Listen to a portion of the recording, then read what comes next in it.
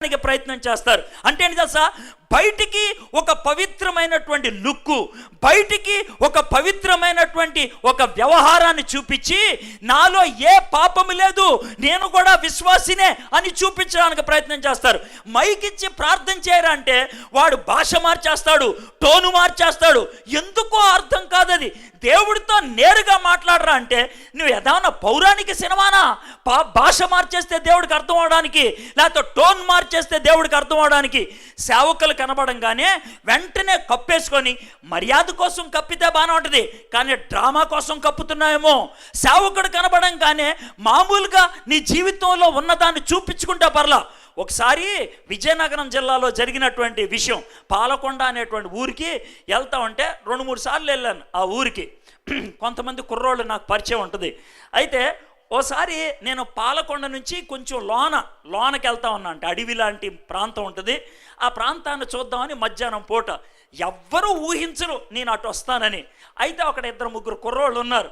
అయితే నేనేం చేశాను, జీపు దిగి రోడ్డు మీద సరదాగా నడుచుకుంటాను. బాగా పచ్చగా ఉంది, కొండలు ఉన్నాయి, ఆ ప్రాంతంలో నడవడానికి బాగుంటుందని నడుచుకుంటూ వెళ్తే అంత దూరాన్న ఈ 3 కుర్రోళ్ళు ఉన్నారు.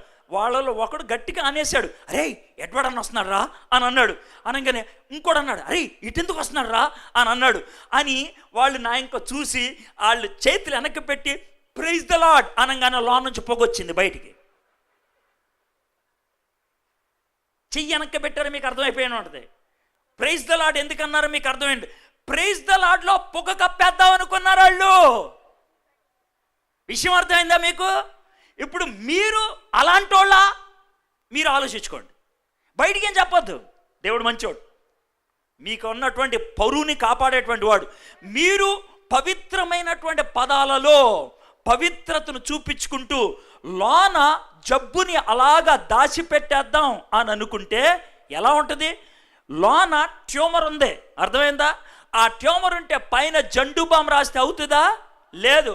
కడుపులో క్యాన్సర్ ఉంది, బయట అమృతాంజనం రాస్తే అవుతుందా? అవ్వదు. లోన గాజు పెంకు ఉంది, హల్లెలూయా చెప్పితే అవ్వదు. అర్థమైందా? ఇంకేమన్నాడో చూడండి. ఆయన ఉండదు, యెహోవా నీకు ఆశీర్వాదం కలుగును కాక, యెహోవా ఆజ్ఞను నెరవేర్చి తిని. ఎంత పచ్చి అబద్ధం చూడండి. యెహోవా ఆజ్ఞను నెరవేర్చి తిని. మీకు విషయం చెప్పంటారా? యెహోవా ఆజ్ఞ నెరవేర్చలేదని యెహోవాకు తెలుసు, యెహోవా ఆజ్ఞ నెరవేర్చలేదని సమూయేలుకి తెలుసు. ఇంకెవరికి తెలిసిందో తెలుసా? అప్పుడు యెహోవా ఆజ్ఞ నెరవేర్చలేదని. జాగ్రత్త వినండి. సౌలు అప్పుడే అన్నాడు, అయ్యా నేను యెహోవా ఆజ్ఞను నెరవేర్చి తిని అని అనగానే, నెరవేర్చి తిని అని అంటున్నప్పుడు వెనకాల మే అని అరుపులు వినబడ్డాయి. అరుపులు వినబడితే సమూయేలు వేసినటువంటి సెటైర్ డైలాగ్ చూడండి. 14వ వచనం ఏమంటాడు తెలుసా సమూయేలు? అలాగైతే నాకు వినబడుచున్న గొర్రెల అరుపులను ఎడ్ల రంకెలను ఎక్కడివి అని అడిగాను. అంటే ఏంటి తెలుసా? దేవుని ఆజ్ఞ నెరవేర్చలేదని దేవుడికి తెలుసు, దేవుని ఆజ్ఞ నెరవేర్చలేదని దేవుని భక్తుడికి తెలుసు, దేవుని ఆజ్ఞ నెరవేర్చలేదని జంతువులకు కూడా తెలుసు.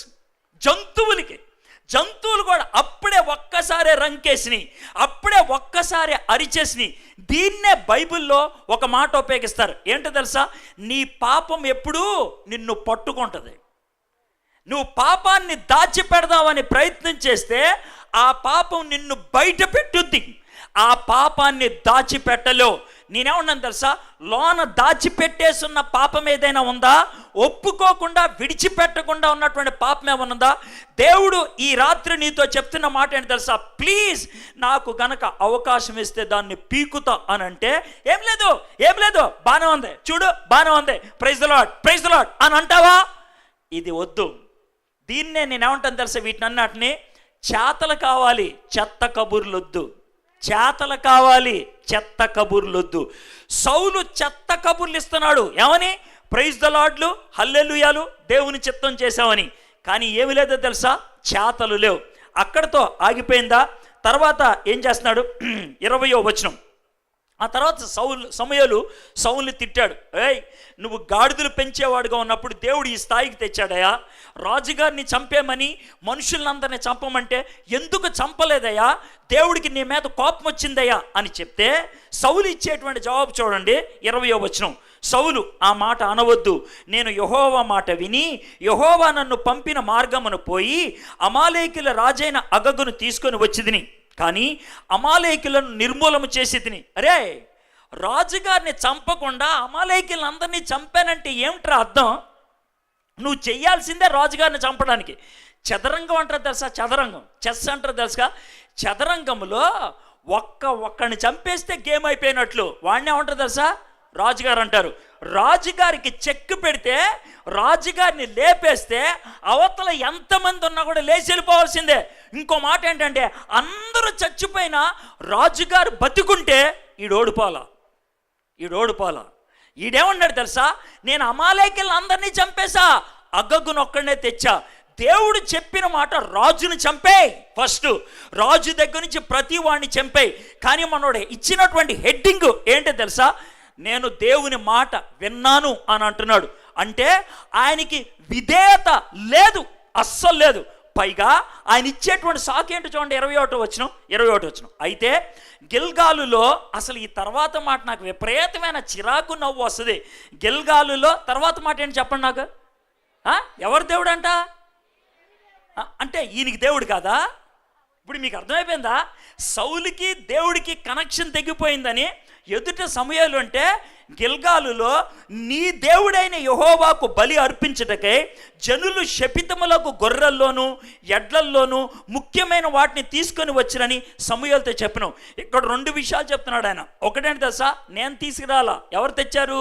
సైనికులు తెచ్చారు. నా కోసం తీసుకురాలా, ఎవరి కోసం తెచ్చారు? నీ దేవుడి కోసం తెచ్చారు. ఎంత దుర్మార్గపు మాట చూడండి. అంటే వీడు దొంగతనం చేస్తాడు. ఎరా ఎందుకు దొంగతనం చేసావంటే గుళ్ళో ఫ్యాన్ కోసం. అంటే ఎలా ఉంటుంది? బాగుంటుందా? వీళ్ళు చేసే పనేది బల్ల కింద చేతులు పెట్టి అడ్డంగా డబ్బులు సంపాదించి కొంచెం డబ్బులు దేవుడికి ఇచ్చేస్తే పాపం మాఫీ అయిపోద్ది అనుకుంటారా? హైందవ సిద్ధాంతంలో సెట్ అవుద్దేమో. వాడు అడ్డంగా మనుషుల్ని లేపేసి లక్షలు సంపాదించి ₹1,00,000 కనుక హుండీలో వేసేస్తే వాడికి పుణ్యం. కానీ దేవుడు ఏమంటాడు తెలుసా? నీ దొంగ సొమ్ము నాకొద్దు, నాకు కావాల్సింది నీ విధేయత. నువ్వు విధేయతో ₹10 ఇస్తే దానికి ఆశీర్వాదం. అవిధేయత చూపించి ₹1000 ఇస్తే దాన్ని నీ మొహంలో పెట్టుకో. ఎక్కడ పెట్టుకోవాలో అక్కడ పెట్టుకో. మీలో చాలామంది చేసేది ఏంటి తెలుసా? టీవీ ప్రోగ్రాములకి స్పాన్సర్ చేసేయటం, దానికి దీనికి డబ్బులు ఇచ్చేయటం. ఆ డబ్బులు ఇచ్చేయటంతో శాంతి వస్తుంది, ఆ డబ్బులు ఇచ్చేయటంతో ఆశీర్వాదం వస్తుంది. ఇవ్వద్దు అని చెప్పట్లేదు. దేవుని ఎడల ప్రేమ కలిగినటువంటి వాడు ఇస్తాడు, ఇవ్వకుండా ఉండలేడు. దేవునితో చక్కటి సంబంధం కలిగినటువంటి వ్యక్తి అవసరతలో ఉన్న ప్రతి చోట చెయ్యి చాపి ఇస్తాడు. ఇవ్వటం అనేది దేవుడు మనకు నేర్పించినటువంటి పాఠం, దాంట్లో ఎటువంటి అనుమానం లేదు. అయితే దేవుడితో సంబంధం లేకుండా ఇవ్వటం ద్వారా ఆశీర్వాదాన్ని పొందుదాం అనుకుంటే అది బిజినెస్. దేవుడితో వ్యాపారం చేయటం, అలాంటి వ్యాపారాన్ని దేవుడు ఇష్టపడడు. అలాంటి వ్యాపారం చేసే వాళ్ళు కనబడితే దేవుడు చేసే పని అని తెలుసా? బైబిల్లో కొత్త నిబంధనలో ఒకే ఒక చోట దేవుడికి ఎంత కోపం వచ్చిందంటే, దేవాలయంలో వాళ్ళు ఎక్కడైతే అన్యులు కూర్చోవాలో, ఎక్కడైతే అన్యులు కూర్చొని దేవుణ్ణి ఆరాధించాలో అక్కడ ఈ యొక్క యూదులు వ్యాపారం మొదలు పెడితే అక్కడికి వచ్చారు. రేయ్ ఏం చేస్తున్నారా మీరు అని బహుశా అటు ఇటు చూసి అక్కడ పక్కకెళ్ళి అక్కడ గడ్డి ఉంటే ఆ గడ్డిని గబగబా ఆయన అల్లేసి ఒక కొరడాగా తయారు చేసి దాన్ని ఇలా ఊపుకుంటూ వచ్చి ఫాట్ మనకు కొట్టేసి పొండ్రా అని అన్నాడు. నా దేవుని ఆలయాన్ని దొంగల గృహంగా చేయొద్దు అని పంపించి పడేశాడు. దొంగల గృహం అంటే ఏంటి తెలుసా? అన్యాయంగా సంపాదించిన దాన్ని దేవుని ఆలయంలోకి తీసుకురావడం, అది దొంగల గృహం అంటే. దేవుడికి అది ఇష్టం లేదు. మరి దేవుడికి ఏం కావాలి? విధేయత కావాలి, వెర్రి బలులొద్దు. విధేయత కావాలి, వెర్రి బలులొద్దు. చేతలు కావాలి, చెత్త కబుర్లొద్దు. నువ్వు చేతల్లో చూపించాలి నీ యొక్క జీవితాన్ని. ప్రభువా అని పిలిచే ప్రతి వాడు పరలోకంలోకి చేరడు, కానీ నా తండ్రి చిత్తాన్ని చేసేవాడే నా తండ్రి చిత్తాన్ని, దేవుని చిత్తాన్ని చేయగలిగే జీవితం దేవుడు మనకి ఇచ్చాడు. అయితే మనం చేస్తున్నామా? విధేయత హృదయాన్ని మనకిచ్చాడు. విధేయత చూపించగలుగుతున్నామా? అది దేవుడు అడుగుతున్నటువంటి ప్రశ్న. 22వ వచనం, అందుకు సమూయేలు తాను సెలవిచ్చిన ఆజ్ఞను ఒకడు గైకొనటం వలన యెహోవా సంతోషించినట్లు ఒకడు దహన బలులను అర్పించడం వలన ఆయన సంతోషించిన ఆలోచించుము.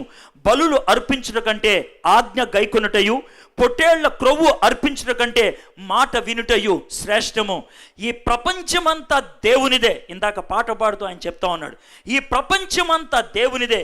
ఈ ప్రపంచంలో ఉన్న ప్రతి జంతువు దేవుని సృష్టించే వచ్చిందే. ప్రతి జంతువు కూడా దేవుడు ఇచ్చిందే, దేవునిదే. ప్రతి సొమ్ము కూడా దేవునిదే. కానీ అది దేవునికి ఇచ్చేటప్పుడు ప్రతిష్ఠితమైనది ఉండాలి. దేవునికి ఇచ్చేటప్పుడు కష్టపడి దేవుడు ఆశీర్వదించినటువంటి సంపాదన అయినట్లయితే దాంట్లోంచి ఇస్తే దేవుడు ఎంతగా ఆనందిస్తాడో తెలుసా? అలా కాకుండా దొంగ సొమ్ము తీసుకొచ్చిస్తే ఎంత బాధపడతారో. సౌలు పైగా ఆ సొమ్ముతో తన మీద ఉన్న పాపాన్ని తుడిపేసుకుందాం అనుకుంటున్నాడు. తాను చేసినటువంటి తప్పును తుడిపేద్దాం అనుకుంటున్నాడు. నీలో అలాంటి ఆలోచన ఎక్కడైనా ఉందా? కాస్త డబ్బులు ఇచ్చేసి మనం సాఫీగా దీంట్లోంచి పక్కకు వచ్చేద్దామని. దేవుడు అంత చీప్ కాదు. డబ్బులకి నీ పాపాన్ని కడిగేసేటువంటి అంత చీప్ కాదు ఆయన. మరి దేవుడు కోరుకునేది ఏంటి? దాన్ని మనం చూద్దాం. మొదటిది, చేతలు లేవు, చెత్త కబుర్లు ఉన్నాయి. రెండోది, విధేయత లేదు, వెర్రి బలులు ఉన్నాయి. మూడోది 24వ వచనంలోకి వద్దాం. సౌలు జనులకు జడిసి వారి మాట వినినందున నేను యెహోవా ఆజ్ఞను నీ మాటలను మీరి పాపము తెచ్చుకుంటుని. ఆయన ఏమంటే తెలుసా? నేను పాపము తెచ్చుకున్నాను, ఒప్పుకున్నాడు ఆయన. నేను పాపము చేశాను. 30వ వచనం చూడండి. అందుకు సౌలు నేను పాపము చేసి తిని. సౌలు పాపము చేశాను అని గుర్తించాడు. గుర్తుపెట్టుకోండి, మనిషి అనే ప్రతి వాడు కూడా నేను పాపము చేశాను అని చెప్తాడు. ఇస్కరియోతు యోధా నేను పాపం చేశాను అని చెప్పాడు. ఇస్కరియోతు యోధా పశ్చాత్తాపడ్డాడు. అయితే ఈ పశ్చాత్తాపాలు 2 రకాలు ఉంటాయి. ఒక పశ్చాత్తాపం దైవికమైంది, ఇంకొక పశ్చాత్తాపం మన యొక్క బాధల్లోంచి వచ్చింది. బాధల్లోంచి వచ్చేటువంటి పశ్చాత్తాపం ప్రతి ఒక్కటి, సార్ నేను తప్పు చేశాను సార్, అందుకే నేను దేవుడి దగ్గరికి వెళ్ళలేకపోతున్నాను. తప్పు చేస్తే కోపం వచ్చేది దేవుడి మీదే. తప్పు చేస్తే ప్రార్థన చేసుకోం, తప్పు చేస్తే చర్చికి వెళ్ళాం, తప్పు చేస్తే మీటింగ్కి రాం. ఎందుకో తెలుసా? దేవుడి మీద కోపం వస్తుంది. తప్పు మనకి మన దేవుడికి మధ్యన అడ్డుగా ఉంటుంది. ఆ అడ్డుని అలాగే పెట్టేసుకుంటే దేవుడు లేనటువంటి ఈ యొక్క జీవితం శూన్యం అనిపిస్తుంది. దేవుడు లేనటువంటి యొక్క జీవితం అర్ధరహితం అనిపిస్తుంది. అలాంటప్పుడు ఇస్కరియోతు ఏం చేశాడో మనం కూడా అదే చేస్తాం. ఇస్కరియోతు యోధా ఏం చేశాడు? ఆత్మహత్య చేసుకొని చచ్చిపోయాడు. నవంబర్ 3వ తారీఖు 1985వ సంవత్సరం జరిగిన విషయం. మా అమ్మ, అరే నువ్వు దొంగతనం చేసావు కదా నన్ను అడిగింది. మా ఇంట్లో దొంగతనం చేశా, నేను అప్పుడు దాకా తప్పించుకున్నా. అయితే మా అమ్మ చూసిందనే విషయం నాకు అర్థమైపోయింది. నాకు భయం వేసి ఏడుపు వచ్చి మా అమ్మ చెయ్యి పట్టుకొని, మమ్మీ నన్ను క్షమించు అనంటే అప్పుడు నాకు పశ్చాత్తాపం లేదా? ఉంది. నాకు పశ్చాత్తాపం లేదా? ఉంది. కానీ ఆ పశ్చాత్తాపం భయంలోంచి వచ్చింది. ఆ పశ్చాత్తాపం మా అమ్మ కొడతదేమనేటువంటి దాంట్లోంచి వచ్చింది. అయితే ఆ పశ్చాత్తాపం సరి అయింది కాదు అనే విషయం నాకు ఎప్పుడు అర్థమైంది తెలుసా? మా అమ్మ, అరే నేను క్షమిస్తే నీకేం వస్తుందిరా అని నన్ను తోసేస్తే, మా అమ్మ కూడా తోసేసిందని, ఈ లోకంలో నన్ను ఎవడు ప్రేమించేవాళ్ళు లేడని, ఈ లోకంలో నన్ను ఎవరు క్షమించేవాళ్ళు లేరని రైలు పట్టాల పక్కకి వెళ్ళి నిలబడ్డా చచ్చిపోదామని. చావు ఆలోచనలు నాలోకి ఎందుకు వచ్చాయో తెలుసా? నాలో నిజమైనటువంటి పశ్చాత్తాపం లేదు, దైవికమైనటువంటి పశ్చాత్తాపం లేదు. సౌలు పరిస్థితి కూడా అదే. ఆయనకి పాపం చేశానని తెలుసు, కానీ ఆ పాపాన్ని దేవుడి దగ్గర ఒప్పుకోవడానికి నామూషి. దేవుడు క్షమించలేడా? నేను చేసింది తప్ప? ఇంకెవడు చేయలేదా ఈ పాపం? అనేటువంటి వాదనలు ఉన్నాయే. అది గర్వం నుంచి వచ్చేది. నీ యొక్క నామూషి గురించి ఆలోచించేది. పరువు గురించి ఎక్కువ ఆలోచిస్తున్నావు. దేవుడి దగ్గరికి వెళ్ళి పాదాల మీద పడటానికి నీకు దమ్ము లేదు. దేవుని దగ్గరికి వెళ్ళి పాదాల మీద పడి నేను తప్పు చేశాను అంటానికి చేత కావట్లేదు. ఈ రాత్రి అలాంటి గర్వం, ఈ రాత్రి అలాంటి మొండితనం, ఈ రాత్రి అలాంటి గుడ్డితనం ఉన్నట్లయితే యేసు నామములో దాని నుంచి విడుదల పొందాలని నేను ప్రార్థన చేస్తున్నాను. ఆ విధంగా విడుదల పొందితే మనం దేవుని సన్నిధికి వచ్చి, ప్రభువా నేను తప్పు చేశాను అని ఒప్పుకోగలిగితే దేవుడు క్షమించడానికి ఇష్టపడుతున్నాడు. సంసిద్ధత కలిగినటువంటి వాడు. కానీ సౌలుకి అది లేదు, సంతాపము లేదు, కానీ సుత్తి సాకులు ఉన్నాయి. సంతాపము లేదు కానీ సుత్తి సాకులు ఉన్నాయి. ఇప్పుడు 3 విషయాలు చెప్పాను. చేతలు లేవు, చెత్త కబుర్లు ఉన్నాయి. విధేయత లేదు, వెర్రి బలులు ఉన్నాయి. సంతాపము లేదు, సుత్తి సాకులు ఉన్నాయి. మరొకసారి 24వ వచనం చూద్దాం. దాంట్లో ఇంకేం పాఠం నేర్చుకుంటాం. సౌలు జనులకు జడిసి వారి మాట వినినందున నేను యెహోవా ఆజ్ఞను నీ మాటలను మీరి పాపము తెచ్చుకొంటిని. పాపం ఎందుకు చేసావురా? జనులకు దడిసి. నువ్వు కూడా అంటావు, పాపం ఎందుకు చేసావు? చెయ్యకపోతే గనక చాతకాన్ని అనుకుంటారేమో, చెయ్యకపోతే గనక పనికి మాలిన దాన్ని అనుకుంటారేమో, చెయ్యకపోతే గనక ఈ లోకంలో ఉనికి లేదు అనుకుంటారేమో. అంటే మందు కొట్టవా? నువ్వు అసలు మనిషివి కదా. సినిమా చూడవా? సినిమాలు చూస్తే తప్ప. సిగరెట్ తాగవా? సిగరెట్ తాగితే తప్పని బైబిల్లో ఉందా? ఇలాగ మనుషులంటే జవాబు చెప్పలేక, వాళ్ళు అడిగే ప్రశ్నలకి ఏం చెప్పాలో తెలియక, వాళ్ళతో నువ్వు గనక సరిగ్గా గనక విధేయత చూపించకపోతే కించపరిచి మాట్లాడతారని ప్రజలకు దడిసి పాపం చేసేవాళ్ళు చాలామంది ఉంటారు. రెండో కారణం చెప్తున్నాడు చూడండి, 30వ వచనం. అందుకు సౌలు నేను పాపము చేసేదిని, అయినను నా జనుల పెద్దల ఎదుటను ఇశ్రాయేలు ఎదుటను నన్ను గణపరిచి. అసలు ఎంత దుర్మార్గుడో చూడండి. నేను పాపం చేశాను కానీ వచ్చి నన్ను గణపరచవా? నేను పాపం చేశాను కానీ సౌలు మంచోడని చెప్పవా? నేను పాపం చేశాను కానీ నన్ను పవిత్రుడని చెప్పవా? చాలామంది పెద్దలు కోరుకునేది అదే. వాడు దరిద్రమైన పని చేస్తాడు, స్టేజ్ మీదకి వచ్చిన తర్వాత ఆడికి పంపు కొట్టాలా, స్టేజ్ మీదకి వచ్చిన తర్వాత ఆడికి సుత్తి కొట్టాలా. సుత్తి కొట్టడం అంటే నాకెందుకు కోపమో తెలుసా? ఇందుకే సౌలు సుత్తి కొట్టించుకుంటున్నాడు. ఆయన నా గురించి సుత్తు కొట్టవా? ప్రజల ముందు నా గురించి గణపరచవా? నా గురించి ఎంత పొడుగు ఇంట్రడక్షన్ ఇవ్వా? నా గురించి ఎంత మాటలు చెప్పవా? ఈడింత అని చెప్పవా? బతుకుంటే ఎందుకు చెప్పించుకోవాలరా నువ్వు? బతుకుంటే ఎందుకు చెప్పించుకోవాలి? జీవితం అంటే బోర్డు పెట్టుకోవాల్సిన అవసరం ఉందా? నీ బతుకు చూస్తే అర్థమైపోవాలా. నీ బ్రతుకు చూస్తే, పరిచయాన్ని బట్టి కాదు మనిషి మనకు విలువనిచ్చేది, మన బ్రతుకును చూసి ఇవ్వాలి మనకు విలువ. మన బ్రతుకుని. సౌలు ఏమన్నాడు తెలుసా? నాకు బ్రతుకు లేదు, పరిచయాన్ని. నాకు బ్రతుకు లేదు, పరిచయాన్ని. ఏమన్నాడు తెలుసా? నా జనుల పెద్దల ఎదుటను ఇశ్రాయేలు ఎదుటను నన్ను గనపరిచి యెహోవాకు మ్రొక్కుటకై నేను పోగా నాతో తిరిగి రమ్మని అతన్ని వేడుకొనను. నువ్వు నాతో పాటు స్టేజ్ మీదకి రాకపోతే నా పరువు పోద్దే. అంటే ఆయనకి పవిత్రత లేదు. మరేం కావాలి? పరువు కావాలి. పవిత్రత లేదు, పరువు కావాలి. దేవుడితో సంబంధం అవసరంలా, ప్రజలేమనుకుంటారో కావాలి. ఒంగోలు అనేటువంటి ఊర్లో సంసోన్ యొక్క జీవితాన్ని ఆధారం చేసుకొని ఒక వర్తమానం ఇచ్చారు. ఆ వర్తమానం ఇచ్చినప్పుడు దాంట్లో తలాంతులు కలిగినటువంటి వ్యక్తులు ఒకవేళ గనక పవిత్రత లేకపోతే ఎంత నీచ నికృష్టమైనటువంటి జీవితం ఉంటుందో అని చెప్పి వాళ్ళ గురించి ఒక విషయాన్ని చెప్పాను. ఏమని చెప్పాను తెలుసా? వాళ్ళు పాటలు పాడేసి దేవుణ్ణి ఆరాధించి చాలామంది పక్కకెళ్ళి దమ్ము కొట్టే వాళ్ళని చూశాను, మందు కొట్టే వాళ్ళని చూశాను. ఎంత నీచ నికృష్టమైనటువంటి వాళ్ళు, దరిద్రపు ఎదవులు అని తిడితే ఒక ఆయన ఫోన్ చేసి అడుగుతాడు, సార్ దరిద్రపు ఎదవులను తిట్టొచ్చా అంటాడు. నా తిట్టు వాడికి కోపం తెచ్చింది కానీ వాడి బతుకు కాదు. వాడిని నేను ఒకటే ఒక మాట అన్నా, రే దొంగ వెదవల్లారా అని నేనంటే ఎవడికి కోపం వస్తుందన్నా అని అంటే దొంగ వెదవలకే సార్. మరి నీ మాట నీకెందుకు వచ్చిందిరా కోపం అని అన్నా. నీకెందుకు వచ్చిందిరా కోపం అని చెప్పాను. నీకెందుకు వచ్చిందిరా? ఆ రోజు మీటింగ్లో మాట్లాడితే ఆ మీటింగ్లో ఉన్నటువంటి ఆర్కెస్ట్రా వాళ్ళు భోజనం టైంలో ఇంటికి వెళ్ళిపోవడానికి సర్దేసుకున్నారంట. కన్వీనర్ వచ్చి, సార్ మీరు చేసిన ప్రసంగానికి వాళ్ళు సర్దుకొని వెళ్ళిపోతున్నారు సార్, మీరు సారీ చెప్పాలంట అని అన్నాడు. అని అంటే పద అని అన్నా. ఈయన ఏమనుకున్నాడు తెలుసా? వీళ్ళందరికీ షేక్ హ్యాండ్ ఇచ్చి సారీ చెప్తానని. నేను సారీ చెప్పడానికి వచ్చాను అనుకున్నారా? రాలా. మీరు వెళ్ళిపోయారనుకో, సాయంకాలం వర్తమానం నేను ఏం చెప్తాను తెలుసా? పొద్దున్న దరిద్రపు ఎదవలని చెప్పానే వాళ్ళు వీళ్ళే. ఎందుకు వెళ్ళిపోయారు తెలుసా? వాళ్ళకి గుచ్చుకుంది, అందుకే వెళ్ళిపోయారు వాళ్ళు. అవునా? మీ పేర్లు చెప్పండి రా, రాసుకొని చెప్తాను అని అంటే ఎలా చూస్తామన్నారు. నిజం. హలో, నేనేమన్నా ఎద్దవలాగా కనబడుతున్నానే మీకు? నేను ఇచ్చిన వాక్యం దేవుడిస్తే ఇచ్చింది. అర్థమైందా? తేడాలు ఉండవు. మీలాంటి వాళ్ళు బొచ్చుడు మంది వచ్చిన, 10,000 మంది వచ్చిన సింగిల్ నుంచి ఉంటాను నేను. సింగిల్. అర్థమైందా? సింగిల్. 3 నిమిషాలు టైం ఇస్తున్నా. 3 నిమిషాలు 180 లెక్క పెట్టే లోపల లోనకి వెళ్తే వెళ్ళండి. లేకపోతే సాయంకాలం మెసేజ్ దద్దరిల్లిపోతే మీ పేర్లు వస్తాయి అని అన్నా. అంతే, 2 నిమిషాల్లో లోనకి వెళ్ళిపోయారు.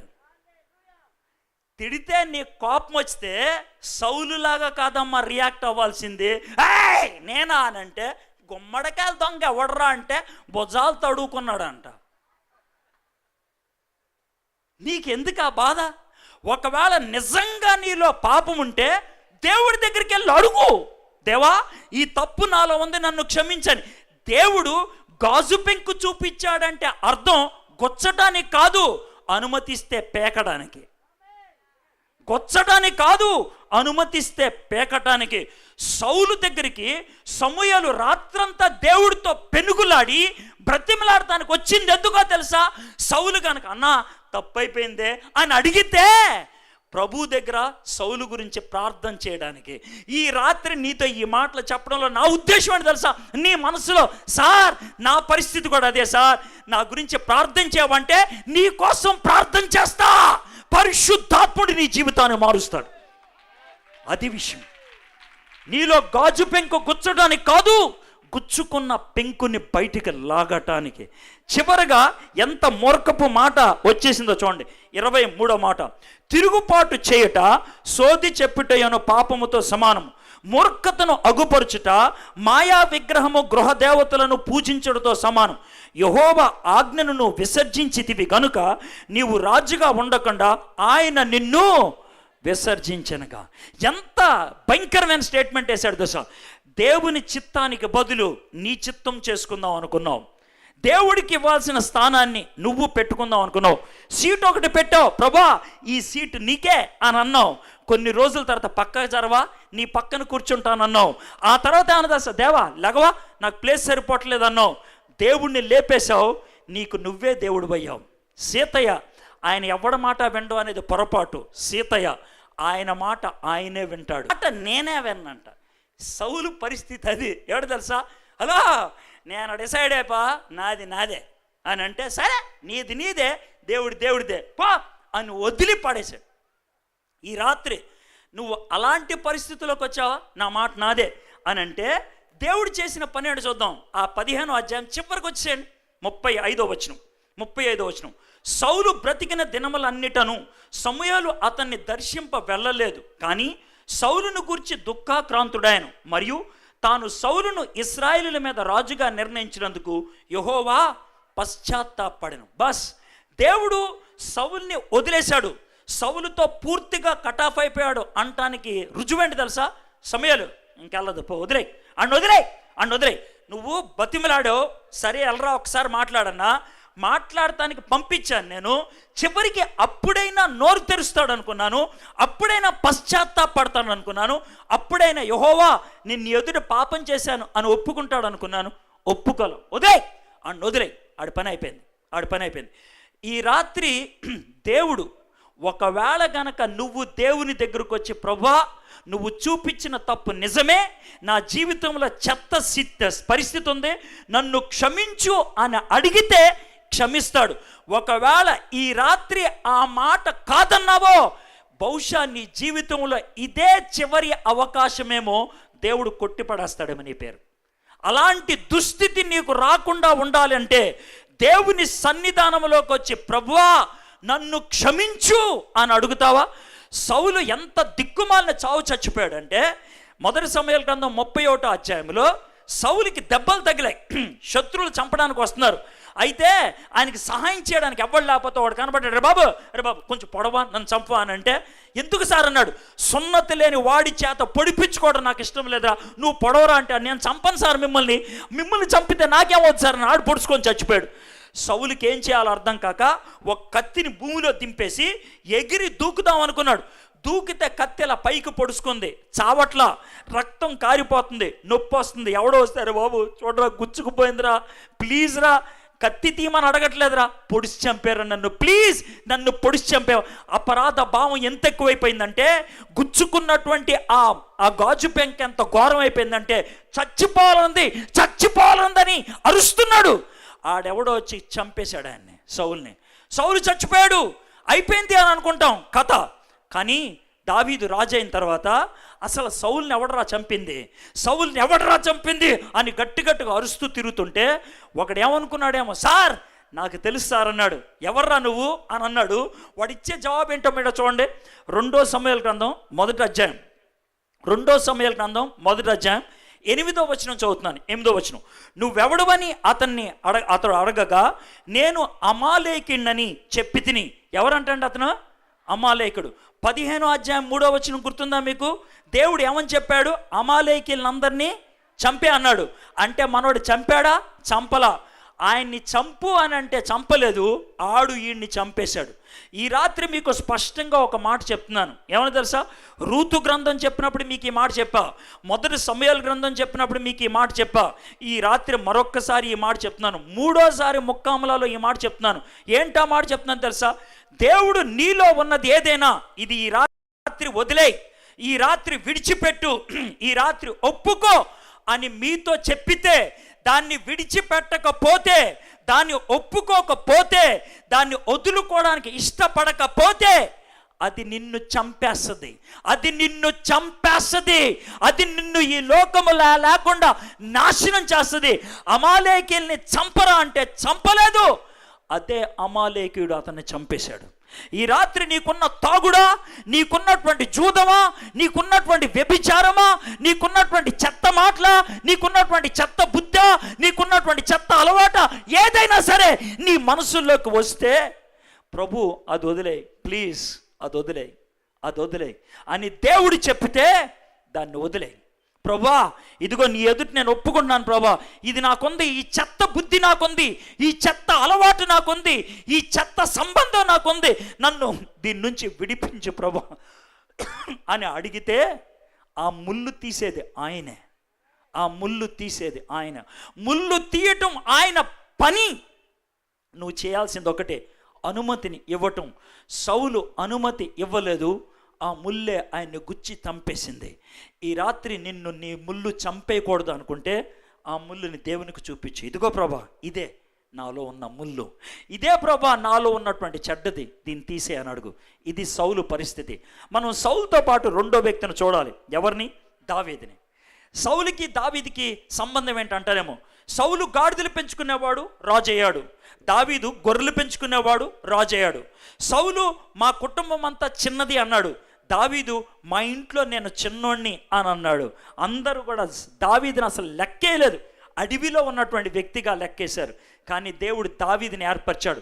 సౌలు దావీదు ఇద్దరు కూడా 40 సంవత్సరాలు పరిపాలించారు. ఇద్దరు కూడా ఒకే విధమైన తప్పు చేశారు. ఏంటది? సౌలు అమాలేకీయుల్ని చంపేయి అని అన్నాడు, దావీదు యుద్ధానికి వెళ్ళు అన్నాడు.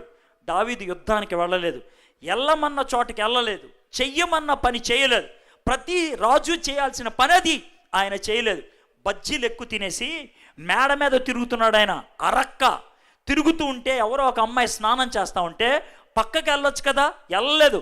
ఆ అమ్మాయిని చూస్తూ ఉంటే 50 సంవత్సరాల ముసలోడు, ఆ అమ్మాయి కూతురుతో సమానం. దాన్ని చూస్తే వీడికి లేనిపోయినటువంటి కామపు ఆలోచనలు వచ్చినాయి.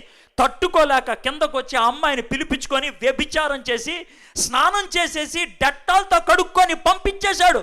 అయిపోయింది అని అనుకున్నాడు. కానీ 3 నెలల తర్వాత మళ్ళీ వచ్చింది ఆమె. వచ్చి, సార్ నేను గర్భవతిని, నీ గర్భానికి కారకుడు ఎవరు? నువ్వే. ఎందుకో తెలుసా?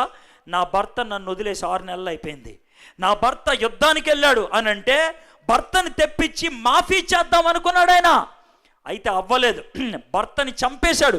భర్తను చంపేసి పబ్లిక్లో ఆయనకి సింపతి కలిగేటట్లు చేశాడు, జాలి కలిగేటట్లు. ఏమన్నాడు తెలుసా? అయ్యో బెత్షెబా భర్త చచ్చిపోయింది, విధవరాలుగా ఉండటం బాగుంటుందా, నేను పెళ్లి చేసుకుంటా అంటే అందరూ రాజుగారికి దండలేసి ఉంటారు. దయామయుడు, కరుణామయుడు, త్యాగమూర్తి దావీదు అని పేరు పెట్టి ఉంటాడు. కానీ దుర్మార్గుడు, దుష్టుడు, వ్యభిచారము చేసిన వాడు, కవరింగ్ చేసేవాడు అని ఎవడికి తెలియదు. కొన్ని దినాలు అయిపోయింది. సౌలు దగ్గరికి సమూయేలు ఎలా వచ్చాడో అదే విధంగా దావీదు దగ్గరికి నాతాను వచ్చాడు. వచ్చి, రాజుగారు మీకు ఒక కథ చెప్తా. ఇద్దరున్నారు మిత్రులు, ఒకడి దగ్గర 100 గొర్రెలు ఉన్నాయి, ఒకడి దగ్గర ఒకే ఒక మేక ఉంది. 100 గొర్రెలు ఉన్నటువంటి వాడికి బిర్యానీ చేయాలనిపించింది మిత్రుడు వచ్చాడని. కానీ 100 గొర్రెలు 1 గొర్రెను చంపినా లెక్క తప్పుద్దని పక్కింటోడి మేకను దొంగతనంగా తెచ్చి బిర్యానీ చేసేశాడు అని అంటే వీడు దావీదు తట్టుకోలేక, అవునా అలాంటోడు ఎవడన్నా ఉంటే కనుక చంపేయాలి, నరికేయాలి అని అరుస్తుంటే, రాజుగారు ఎందుకు సార్ అంత ఎక్కువ చేస్తున్నారు, ఎక్కువ సార్, మీకు ఓవర్ యాక్షన్, అంత అవసరం లేదు సార్, మీరు బాలకృష్ణ కాదు సార్ అంత హడావాడి చేయడానికి, అర్థమైందా, మామూలుగా ఉన్నాను సార్, విషయం ఏంటంటే అది మీరే అని అంటే, ఆ మాటకి దావీదు ఎక్కడ ముఖం పెట్టుకోవాలో తెలియక, కానీ నాకు నచ్చాడు దావీదు. ఆ పరిస్థితుల్లో సౌలులాగా వ్యవహరించలేదు. గబగబా వచ్చి నాతాను చేతులు పట్టుకొని, అయ్యా నన్నేం చేయమంటావు అంటే, నాతాను ఏమన్నాడు తెలుసా, అయ్యా నా చేతుల్లో ఏం లేదు, దేవుణ్ణి అడుగు, దేవుడు నీకు సహాయం చేయొచ్చు, దేవుడు ఒక్కడే నీకు కరుణ చూపించేవాడంటే, ఆ నేపథ్యంలో ఆ పరిస్థితుల్లో దావీదు ఏం చేశాడో ఒక పాట రాశాడు. ఆ పాటలో కొన్ని మాటలు చూద్దామా? 51వ కీర్తన తీయండి. 51వ కీర్తన 51వ కీర్తనలో చిన్న అక్షరాల్లో ఈ మాట ఉంటుంది. దావీదు బెత్షెబా యొద్దకు వెళ్ళిన తర్వాత నాతానను ప్రవక్త అతని యొద్దకు వచ్చినప్పుడు అతడు రచించిన కీర్తన ఏముంది? దేవా నీ కృప చొప్పున నన్ను కరుణింపుము, నీ వాత్సల్య బాహుళ్యము చొప్పున నా అతిక్రమములను తుడిచివేము. ఇక్కడ ఎంత స్పష్టంగా చెప్తున్నాడు చూడు. దేవా నీ కృప లేకపోతే నేను లేను, నువ్వు ఈ సమయంలో న్యాయం నీతి మాట్లాడితే నేను జైల్లోకి వెళ్ళాల్సిందే, నేను పాపం చేసిన వాడినే, కాబట్టి నువ్వు కృప చూపించు, దయ చూపించు, నా తప్పులు ఎంచొద్దు ప్రభా, నా తప్పులు క్షమించు ప్రభా, నా తప్పులు తుడిచేయి. ఒక రబ్బర్ తీసుకొని పెన్సిల్తో రాసి ఎలాగో చుడిపేస్తారో నా పాపాలన్నీ అలా తుడిపే ప్రభా, నేను పాపము చేశాను.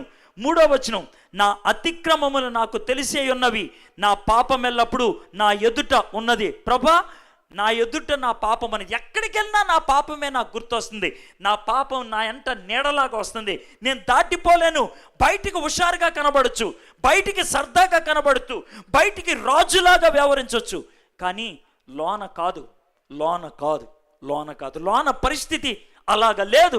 లోన బూజు పట్టేస్తుంది, లోన మురికి కొట్టేస్తుంది, లోన దరిద్రంగా ఉంది, కంపు కొట్టిన జీవితం నాది, బయటికి బాగా కనబడుతుంది.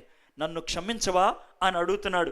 నాకు బాగా నచ్చింది ఏంటి తెలుసా? 14వ వచనం, దేవా నా రక్షణకర్తయగు దేవా రక్తాపరాధము నుండి నన్ను విడిపింపుము. నేను మర్డర్ చేశా, నన్ను విడిపించగలిగేది నువ్వు ఒక్కడివే, ఇంకెవ్వరు లేరు. నువ్వు ఏం తప్పు చేసావో నాకు తెలీదు, ఎటువంటి తప్పు చేసినా ఆ అపరాధము నుంచి, ఆ అపరాధ భావము నుంచి తప్పించగలిగేది దేవుడు ఒక్కడే, ఇంకెవడలేడు. ఆ రాజు మా అమ్మగారు కూడా చెప్పింది అదే, రే నీ పాపాన్ని క్షమించడానికి నేను ఎవరిని రా, నీకు క్షమాపణ ఇస్తే గనక నీలో ఉన్న బాధ పోద్దా అని మా అమ్మ చెప్పడంలో కారణం అదే. మా అమ్మ మాట చెప్తే అర్థం చేసుకోకుండా చేతులు విదిలించుకొని వెళ్ళి చచ్చిపోదాం అనుకున్నాను. అప్పుడు నా మిత్రుడు నన్ను వెంటాడి నన్ను పట్టుకొని యేసయ్య దగ్గరికి రమ్మని అడిగాడు. యేసయ్య నా పాపాన్ని పరిహరించాడు. ఈరోజు మీ ముందు నిలబడి మాట్లాడుతున్నానంటే నేనేమన్నా పవిత్రున్నా, పతిత్తునా, పైనుంచి నేరుగా ఊడిపడిన వాడినా కాదు. మీలో చాలామంది చెయ్యనటువంటి అతి దౌర్భాగ్యమైన పనులు నేను చేశాను. నేను కెమెరా డాన్సర్ని, బట్టలిప్పుకొని స్టేజ్ మీద డాన్స్ చేసేవాడిని. మీరు ఎవరన్నా చేశారా? డ్రగ్ అడిక్ట్ని నేను, అంత దరిద్రమైన జీవితం జీవించా. కానీ ఒక్కటి, దేవుని దగ్గరకు వచ్చి క్షమించమని అడిగితే ఆయన క్షమించాడు. అందుకే ఈరోజు నిలబడి నీతో మాట్లాడుతున్నాను. ఆయన ఏమంటాడు తెలుసా? 16వ వచనం, నీవు బలిని కోరువాడు కాదు, కోరిన ఎడల నేను అర్పించదును. సౌలు ఏమన్నాడు తెలుసా? బలులు అర్పించి మాఫీ చేద్దాం అనుకున్నాడు. కానీ దావీదు ఏమన్నాడు తెలుసా? ప్రభా బలులు ఇస్తే నీకు సరిపోతాయా? సరిపోవు. దహన బలి నీకు ఇష్టమైనది కాదు, విరిగిన మనస్సే దేవునికి ఇష్టమైన బలులు. దేవా విరిగి నలిగిన హృదయమును నీవు అలక్ష్యము చేయవు. హలో, పరిస్థితి అర్థమైపోయిందా? సౌలు పాపము చెయ్యలేదని వాదించాడు, చేస్తే తప్పేంటని వాదించాడు, బలులు అర్పిస్తే సెట్ అయిపోతుందిలే అని అనుకున్నాడు, దాన్ని పర్వాలేదులే అని చూపించడానికి ప్రయత్నం చేశాడు, పరువు కోసం తాపత్రయపడ్డాడు, నాశనం అయిపోయాడు. కానీ దావీదు తప్పు చేస్తే ఆ తప్పుని ఎత్తి చూపిస్తే తప్పుని దాచిపెట్టలేదు, ఒప్పుకున్నాడు, విడుదల అనుగ్రహించమని అడిగాడు. దేవుడు ఎంత కనికరాన్ని చూపించాడు చూడండి. దావీదుని క్షమించాడు, విడుదల అనుగ్రహించాడు, దావీదు మీద ఉన్నటువంటి ఆ యొక్క అపరాధాన్ని తొలగించాడు. దావీదు కుమారుణ్ణి అని పిలిపించుకున్నాడు యేసయ్య. దావీదు పురం అని పిలిపించుకున్నాడు యెరూషలేం పట్టణాన్ని. ఎందుకో తెలుసా? దేవుడు తన మీద ఉన్నటువంటి ఆ చెడుని తొలగించాడు, తన మీద ఉన్నటువంటి ఆ ముద్రను తొలగించాడు. నువ్వు వ్యభిచారం చేసేదానివా? నువ్వు వ్యభిచారం చేసేవాడువా? తాగుడికి బానిసైపోయినటువంటి వ్యక్తివా? తిరుగుడికి బానిసైపోయినటువంటి వ్యక్తివా? చెడ్డ సంబంధాల మధ్యన కొట్టుమిట్టాడుకునేటువంటి వ్యక్తివా? బూతు సినిమాలకి బానిసైపోయినటువంటి వ్యక్తివా? స్వలింగ సంపర్కం చేసేటువంటి దరిద్రమైన అలవాటు ఉన్నటువంటి వ్యక్తివా? కైని తినేటువంటి దరిద్రమైన అలవాటు ఉన్న వ్యక్తివా?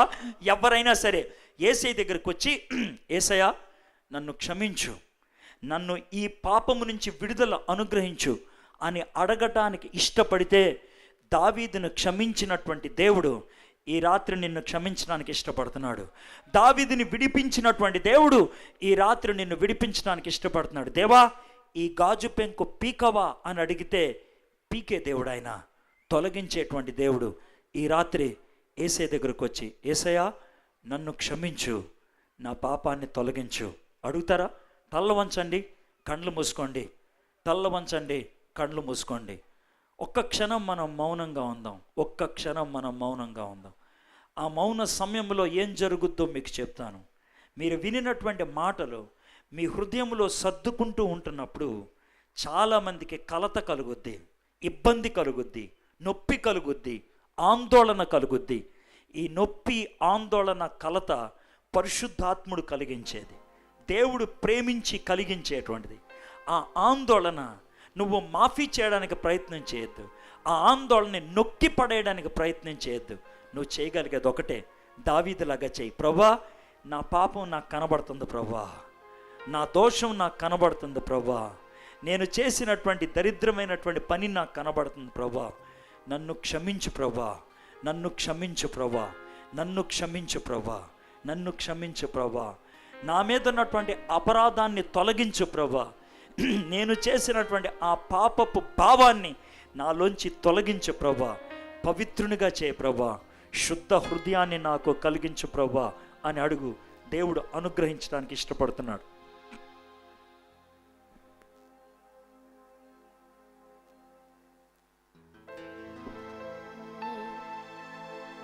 మాట్లాడే మాటలతో ఆయాస పెడుతున్నాను, మది తలచే తలంపుతో దూరమవుతున్నాను. మాట్లాడే మాటలతో ఆయాస పెడుతున్నాను, మది తలచే తలంపుతో చప్పట్లు కొట్టద్దు, చప్పట్లు కొట్టద్దు. మనసైనా మార్చుకొని మన్నించమంటాను, మనసైనా మార్చుకొని మన్నించమంటాను, మనసైనా మార్చుకొని తన మాట వింటాను, మనసైనా మార్చుకొని తన మాట వింటాను.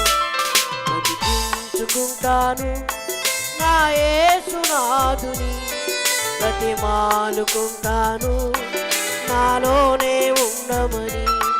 బతికించుకుంటాను నా యేసునాథుని, బ్రతిమాలుకుంటాను నాలోనే ఉండమని. ఇంకొక నిమిషం మౌనంగా ఉందాం. మన జీవితాన్ని ఒకసారి పరిశీలన చేసుకుందాం. నువ్వు చేసినటువంటి దోషం నీ మనసుకు కనబడుతుంటే, నీ హృదయంలో నిన్ను కెలుకుతూ ఉంటే, బయట ప్రపంచంలో ఎవరికీ తెలియదు, నీకు తెలుసు. నీతో పాటు నీ దేవుడు చూస్తున్నాడు. దేవుడు నిన్ను ఒకటే ఒక బతిమలాడుతున్నాడు, అనుమతించవా, ఆ గాయాన్ని తొలగిస్తాను, ఒప్పుకోవా, నేను తీసేస్తాను. మీరు గనక మీ పాపాన్ని ఒప్పుకుంటే, నేను నమ్మదగిన వాడిని, నీతిమంతుణ్ణి, మీ పాపాన్ని క్షమించి సమస్త దుర్నీతి నుండి పవిత్రంగా చేస్తానంటున్నాడు. ఈ రాత్రి ఆ పవిత్రత కావాలని నీకు ఆశ ఉన్నట్లయితే, నీ పాపము నుంచి నువ్వు విడుదల పొందాలని ఇష్టపడుతున్నట్లయితే, సౌలులాగా మారాము చేయకుండా, సౌలులాగా సాకులు చెప్పకుండా, దావీదులాగా దేవుని ఎదుట పాపాన్ని ఒప్పుకోవడానికి ఇష్టపడుతున్నట్లయితే, మీ కుడి హస్తాన్ని ఎత్తి చూపించండి. నేను మీకోసం ప్రార్థన చేస్తాను. యేసయ్యా, నీ పాద సన్నిధి దగ్గరికి వస్తున్నాను ప్రభా. నా పాపాన్ని నీ దగ్గర ఒప్పుకుంటున్నాను ప్రభా, నన్ను క్షమించు అని అడగటానికి, పూర్ణ హృదయముతో ఒప్పుకోవడానికి ఇష్టపడుతుంటే నీ యొక్క కుడి హస్తాన్ని ఎత్తి చూపించండి. చేతులెత్తిన వాళ్ళు దించేయండి. చేతులెత్తిన వాళ్ళు, ఎవరైతే చేతులెత్తారో వాళ్ళు మాత్రం లేచి నుంచోండి. ఎవరైతే చేతులెత్తారో వాళ్ళు మాత్రం లేచి నుంచోండి. చిన్న ప్రార్థన చేసుకొని ముగించుకుందాం. ఎవరైతే చేతులెత్తారో వాళ్ళు మాత్రం లేచి నుంచోండి. తల ఉంచుకోండి, కళ్ళు మూసుకోండి. చిన్న ప్రార్థన చేసుకుందాం. ఈ రాత్రి దావీదుని తను చేసినటువంటి పాపము నుంచి దేవుడు క్షమించి విడుదలను అందించాడు కదా, అదేవిధంగా మీతో చేయబోతున్నాడు ఆయన. మన దేవుడు నమ్మదగిన వాడు, మాటిచ్చి తప్పుకునేవాడు కాదు, మాటిచ్చి జారిపోయేవాడు కాదు, మాటిచ్చి మోసం చేసేవాడు కాదు. పాపాన్ని ఒప్పుకుంటే క్షమించే దేవుడు ఆయన, విడిచిపెట్టడానికి ఇష్టపడితే సహకరించే దేవుడు ఆయన. ఈ రాత్రి ఆ విడుదల, ఆ సహకారం నీకు కావాలని ఆశపడి లేచి నిలబడి అడుగుతుంటే ఆయన ఎంతగా ఆనందిస్తాడో చూడండి, ఎంతగా సంతోషిస్తాడో చూడండి. తప్పిపోయిన కుమారుడు తిరిగి వెనక్కి వస్తుంటే తండ్రి పరిగెట్టుకుంటా వెళ్ళి మీద పడి ముద్దు పెట్టుకొని కౌగిలించుకొని చేతికి ఉంగరాన్ని తగిలించి ఎంతగా ఆనందించాడో ఈ రాత్రి లేచి నిలబడినటువంటి నిన్ను బట్టి దేవుడు ఆనందిస్తున్నాడు. దేవుడు నిన్ను బట్టి స్తుతిస్తున్నాడు. ఎంతగానో ఆయన అనుభూతిని పొందుతున్నాడు. అయితే మన బైబిల్లో ఒక మాట ఉంది, మనస్సులో హృదయములో విశ్వసించి నోటితో ఒప్పుకోవాలని. కాబట్టి ఈ రాత్రి మీరు ఆ పని చేయాలి. నోరు తెరిచి మీ పాపాన్ని ఒప్పుకుంటూ విడుదలను అడుగుతూ ప్రార్థన చేయాలి. దానికి నేను చిన్న ప్రార్థన చెప్తాను, ఆ ప్రార్థన నా వెంట చెప్పండి. ఒకవేళ ఇంట్లో కూర్చొని ఈ మాటలు వింటున్నారేమో, నాతో కలిసి ప్రార్థన చేయడానికి మీకు ఇష్టమైతే మీరు ప్రార్థన చేయండి. దేవుడు మీ ప్రార్థన కూడా వింటాడు, దేవుడు మీకు కూడా విడుదలను అనుగ్రహిస్తాడు. ఈ చిన్న ప్రార్థన నా వెంట చెప్పండి. యేసయ్యా, ఈ రాత్రి నువ్వు నన్ను ప్రేమించి నన్ను వెతుక్కుంటూ వచ్చావు, నాతో మాట్లాడావు, నాలో ఉన్న పాపాన్ని ఎత్తి చూపించావు. నాకు తెలుసు ప్రభా నేను చేసినటువంటి పాపం, నాకు తెలుసు ప్రభా నేనున్నటువంటి చెత్త జీవితం. యేసయ్యా, నా పాపాన్ని క్షమించు. యేసయ్యా, నా చెత్త బుద్ధి నుంచి నాకు విడుదల అనుగ్రహించు. యేసయ్యా, నీ ఆత్మ చేత నన్ను శుద్ధీకరించు, నీ ఆత్మ చేత నన్ను బలపరచు, నన్ను అభిషేకించు. నీ సాక్షిగా ఈనాటి నుంచి జీవించటానికి కృపను చూపించు. ఈ ప్రార్థన విన్నందుకు మీకు వందనాలు. యేసే నామములో ప్రార్థన చేయించున్నాం. ఆమేన్.